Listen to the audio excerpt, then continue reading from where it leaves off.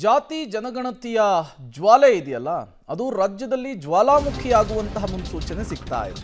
ಇದೇ ವಿಚಾರಕ್ಕೆ ಸಂಬಂಧಪಟ್ಟಂತೆ ಹಿಂದುಳಿದ ವರ್ಗಗಳ ಮಾಜಿ ಅಧ್ಯಕ್ಷ ಕಾಂತರಾಜು ಅವರು ಪಬ್ಲಿಕ್ ಟಿವಿ ಜೊತೆಗೆ ಮಾತನಾಡಿದ್ದಾರೆ. ಸರ್ಕಾರದ ನಿರ್ಧಾರವನ್ನು ನಾನು ಸ್ವಾಗತಿಸ್ತೇನೆ ಅಂತ ಹೇಳಿದ್ದಾರೆ. ಸರ್ಕಾರ ಜಾರಿಗೊಳಿಸಿರುವಂತಹ ಪ್ರಯತ್ನ ಮಾಡ್ತಾ ಇದೆ, ಇದು ತುಂಬಾ ಸಂತೋಷ ತಂದಿದೆ. ಇಂತಹ ಜನಗಣತಿ ಸಮೀಕ್ಷೆ ಮಾಡಬೇಕಾದ್ರೆ ಏನು ಮಾಡಬೇಕು ಅದನ್ನು ನಾವು ಮಾಡಿದ್ದೇವೆ. ಯಾವ ಜಾತಿಯ ಜನಸಂಖ್ಯೆಯನ್ನು ಕೂಡ ನಾವು ಕಡಿಮೆ ಮಾಡಿಲ್ಲ. ಮನೆ ಮನೆಗಳಿಗೆ ಹೋಗಿ ಡೇಟಾವನ್ನು ನಾವು ಕಲೆಕ್ಟ್ ಮಾಡಿದ್ದೇವೆ. ಫೀಲ್ಡ್ನಲ್ಲಿ ನಮ್ಮ ವರದಿಗಾರರು ಕೊಟ್ಟಿದ್ದನ್ನೇ ನಾವು ಡೇಟಾ ರೂಪದಲ್ಲಿ ಸರ್ಕಾರಕ್ಕೆ ಸಬ್ಮಿಟ್ ಮಾಡಿದ್ದೇವೆ. ಪರಿಣಿತರ ಅಭಿಪ್ರಾಯ ಸಂಗ್ರಹ ಮಾಡಿದ್ದೇವೆ ಅಂತ ಹೇಳಿ ಹಿಂದುಳಿದ ವರ್ಗಗಳ ಮಾಜಿ ಅಧ್ಯಕ್ಷ ಕಾಂತರಾಜು ಅವರು ಪಬ್ಲಿಕ್ ಟಿವಿ ಜೊತೆಗೆ ಈ ವಿಚಾರವನ್ನ ಹಂಚಿಕೊಂಡಿದ್ದಾರೆ. ಮುಖ್ಯಮಂತ್ರಿಗಳು ಜಾತಿ ಗಣತಿಯನ್ನು ಮಂಡಿಸಲು ಹೊರಟಿದ್ದಾರೆ. ವರದಿ ತಯಾರಿಸಿದ ಕಾಂತರಾಜ್ ಸರ್ ನಮ್ಮ ಜೊತೆ ಇದ್ದಾರೆ. ಸರ್ ನಮಸ್ತೆ. ನಮಸ್ಕಾರ. ತಾವು ಒಂದು ವರ್ಷದ ಬಳಿಕ ಈಗ ಸಚಿವ ಸಂಪುಟದಲ್ಲಿ ಮಂಡನೆ ಆಗ್ತಾ ಇದೆ, ಏನು ಹೇಳ್ತೀರಿ ಸರ್?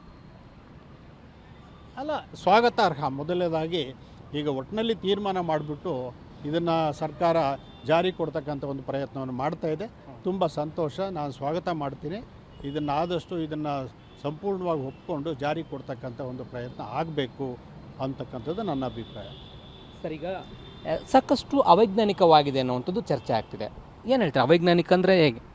ನೋಡಿ, ಅದಕ್ಕೆ ನಾನು ಅವೈಜ್ಞಾನಿಕ ಅಂತಕ್ಕಂಥದ್ದು ನಾನು ಒಪ್ಪೋದಿಲ್ಲ. ಯಾಕೆಂತ ಹೇಳಿದರೆ ಇಂಥ ಒಂದು ಜನಗಣತಿ ಸಮೀಕ್ಷೆಗಳನ್ನು ಮಾಡಬೇಕಾದ್ರೆ ಹಿಂದಿನಿಂದ ಯಾವ ರೀತಿಯನ್ನು ಕ್ರಮವನ್ನು ವಹಿಸಿರ್ತಕ್ಕಂಥ ಆಯೋಗಗಳು ಮಾಡಿದ್ದಾವೆ. ಆ ಯಾವ ಆಯೋಗಗಳ ಕೊಟ್ಟಿರ್ತಕ್ಕಂಥ ವರದಿಯನ್ನು ಒಪ್ಕೊಂಡು ಜಾರಿ ಕೊಟ್ಟಿರ್ತಕ್ಕಂಥ ಒಂದು ವರದಿಗಳೇನಿದ್ದಾವಲ್ಲ ಅದನ್ನು ನಾವು ಗಮನಿಸಿದ್ದೇವೆ. ಆಮೇಲೆ ಇಂಥ ಒಂದು ಸಮೀಕ್ಷೆಗಳು ಆಗಬೇಕು, ನಮಗೆ ಎಂಪೆರಿಕಲ್ ಡಾಟಾ ಬೇಕು ಅಂತಕ್ಕಂಥ ಸುಪ್ರೀಂ ಕೋರ್ಟ್ನವರು ಅನೇಕ ತೀರ್ಪುಗಳಲ್ಲಿ ಹೇಳಿ ಅಲ್ಲಿ ಮಾರ್ಗದರ್ಶನ ನೀಡಿದೆ ಯಾವ ರೀತಿ ಮಾಡಬೇಕು ಸಮೀಕ್ಷೆಗಳನ್ನ ಅಂತ. ಅದನ್ನು ಕೂಡ ಅನುಸರಿಸಿದ್ದೇವೆ. ಇದರ ಜೊತೆಗೆ ಪರಿಣಿತರನ್ನು ಕೂಡ ನಾವು ಒಳಗೊಂಡಂತೆ ಅವರ ಅಭಿಪ್ರಾಯಗಳು ಪಡ್ಕೊಂಡು ನಾವು ಮಾಡಿದ್ದೇವೆ. ಎಲ್ಲನೂ ನಾವು ಆದಷ್ಟು ಇದು ಸಂವಿಧಾನದ ಚೌಕಟ್ಟಿನಲ್ಲಿ ಮಾಡೋದಕ್ಕೆ ನಾವು ಒಂದು ಪ್ರಯತ್ನ ಮಾಡಿದ್ದೇವೆ.